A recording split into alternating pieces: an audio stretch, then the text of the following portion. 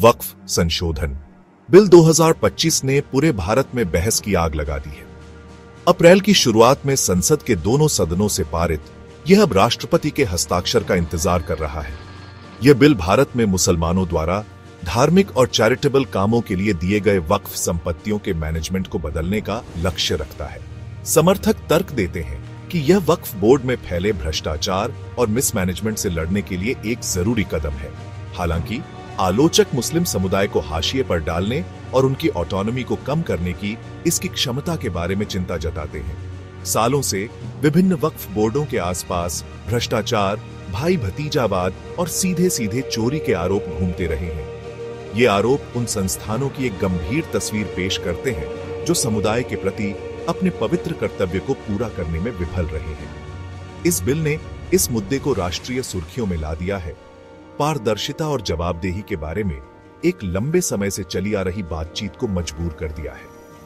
वक्फ संपत्तियां न केवल वित्तीय संपत्ति का प्रतिनिधित्व करती हैं, बल्कि भारत के मुस्लिम समुदाय के लिए एक गहरी सांस्कृतिक और धार्मिक विरासत का भी प्रतिनिधित्व करती हैं। उनके कुप्रबंधन के दूरगामी परिणाम हैं, जिससे पीढ़ियों को शिक्षा, स्वास्थ्य सेवा और आर्थिक अवसरों से वंचित होना पड़ता है। बिल के आसपास की बहस कानूनी तकनीकी से परे है। यह मूल रूप से समुदाय के हितों की रक्षा के बारे में है।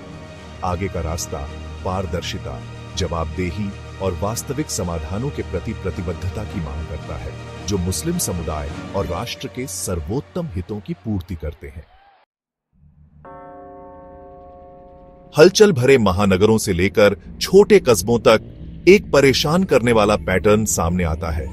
पूरे भारत में वक्फ बोर्ड भ्रष्टाचार के घोटालों में उलझे हुए हैं। भारी मात्रा में धन और सत्ता के बेशर्म दुरुपयोग से जुड़े इन मामलों ने जनता के विश्वास को गंभीर रूप से कम कर दिया है। कर्नाटक में 4 करोड़ रुपए के गबन के आरोप में एक पूर्व सीईओ की गिरफ्तारी ने पूरे राज्य में हड़कंप मचा दिया। 2012 की एक रिपोर्ट से पता चला है कि 29,000 एकड़ वक्फ भूमि को व्यावसायिक उद्देश्यों के लिए पट्टे पर दिया गया था, जिससे हितों के टकराव के बारे में गंभीर सवाल उठे। मध्य प्रदेश ने अपने विवादों का हिस्सा देखा, जिसमें वक्फ संपत्तियों का व्यक्तिगत लाभ के लिए इस्तेमाल किए जाने के आरोप लगे। 17 वर्षों में 711 करोड़ रुपए का गायब होना वित्तीय कुप्रबंधन की एक गंभीर तस्वीर पेश करता है। उत्तर प्रदेश में अघोषित आय, धोखाधड़ी वाली भूमि बिक्री और वक्फ भूमि पर अवैध निर्माण के मामले खतरनाक नियमितता के साथ सामने आए हैं। ये घटनाएं कानून की घोर अवहेलना और इन संपत्तियों के प्रबंधन के लिए जिम्मेदार लोगों के बीच दंड से मुक्ति की भावना को उजागर करती है।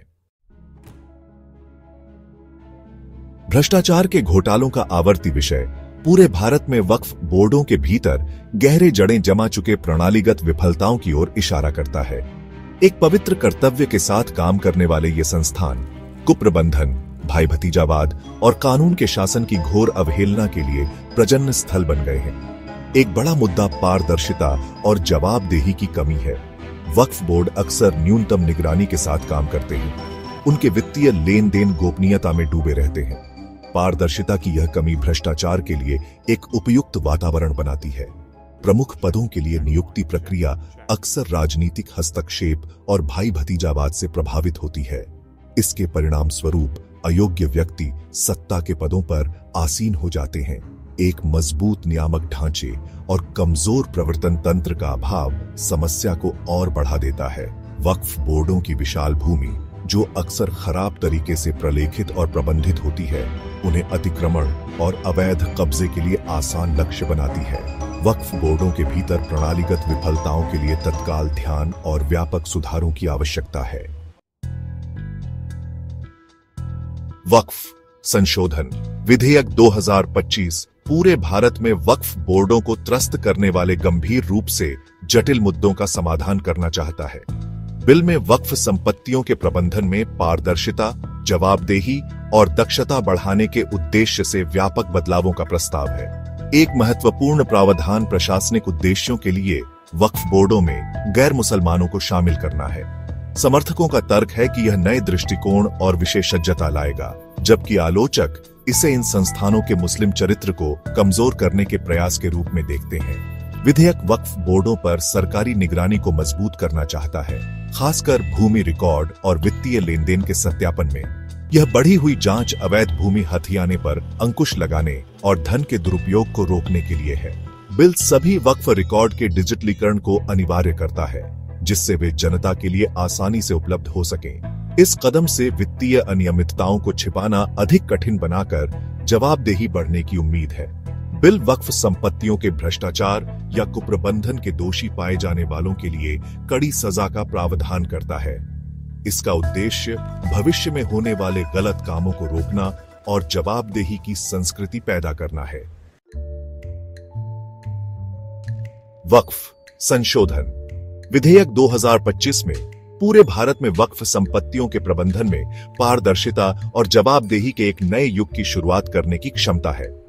बिल की सफलता इसके प्रभावी कार्यान्वयन और सभी हितधारकों की सद्भावना के साथ मिलकर काम करने की इच्छा पर निर्भर करती है। कड़े नियमों को लागू करके, सरकारी निगरानी बढ़ाकर और डिजिटलीकरण को बढ़ावा देकर बिल का उद्देश्य एक अधिक पारदर्शी प्रणाली बनाना है।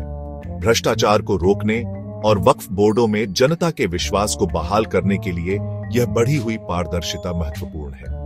वक्फ बोर्डों में गैर मुसलमानों को शामिल करने से नए दृष्टिकोण और विशेषज्ञता आने की संभावना है। विचारों की यह विविधता वक्फ संपत्तियों के अधिक कुशल और जवाबदेह प्रबंधन को जन्म दे सकती है। वक्फ संपत्तियों का एक केंद्रीकृत डिजिटल डेटाबेस बनाने से रिकॉर्ड कीपिंग में सुधार होगा और धोखाधड़ी वाले भूमि सौदों में शामिल होना अधिक कठिन हो जाएगा। बिल में उल्लिखित कड़ी सजा एक कड़ा संदेश देती है कि भ्रष्टाचार और कुप्रबंधन को अब बर्दाश्त नहीं किया जाएगा।